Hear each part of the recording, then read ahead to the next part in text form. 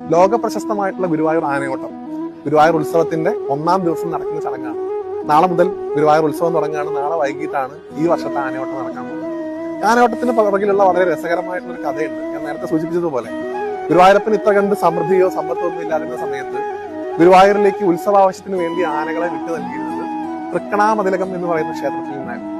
ഒരു വർഷം തൃക്കണാമതിലകത്തിൽ നിന്ന് ഗുരുവായൂർ ക്ഷേത്രത്തിലേക്ക് ആനകളെ അയച്ചില്ല. അവർക്ക് എന്തോ പ്രയാസങ്ങൾ കാരണം ആനകളെ അയക്കാൻ അവർ കൂട്ടാക്കിയില്ല. ആ സമയത്ത് ഭഗവാന്റെ ഉത്സവം മുടങ്ങുമോ, ആനകളില്ലാതെ ഭഗവാന്റെ ഉത്സവത്തിന്റെ ശോഭ കെടുമോ എന്ന് തോന്നിയ സമയത്ത് തൃക്കണാമതിലകത്തിൽ നിന്ന് ചങ്ങല പൊട്ടിച്ചുകൊണ്ട് ഗുരുവായൂർ ക്ഷേത്രത്തിലേക്ക് ആനകൾ ഓടിയെത്തി ഭഗവാന്റെ ഉത്സവത്തിൽ പങ്കെടുക്കാൻ വേണ്ടി എന്നാണ് ഐതിഹ്യം പറയുന്നത്. ഈ ഒരു കഥയെ അനുസ്മരിപ്പിച്ചുകൊണ്ടാണ് നാളെ ഗുരുവായൂർ ഉത്സവത്തിന്റെ 1-ാം ദിവസം വൈകിട്ട് 3 മണിക്ക് ആന ഓട്ടം എന്ന് പറയുന്ന മനോഹരമായിട്ടുള്ള ചടങ്ങ് നടക്കുന്നത്. ഗുരുവായൂർ ക്ഷേത്രത്തിൽ നാഴികമണി 3 അടിക്കുമ്പോൾ തൊട്ടാണ് ഈ ഒരു പരിപാടി തുടങ്ങുന്നത്.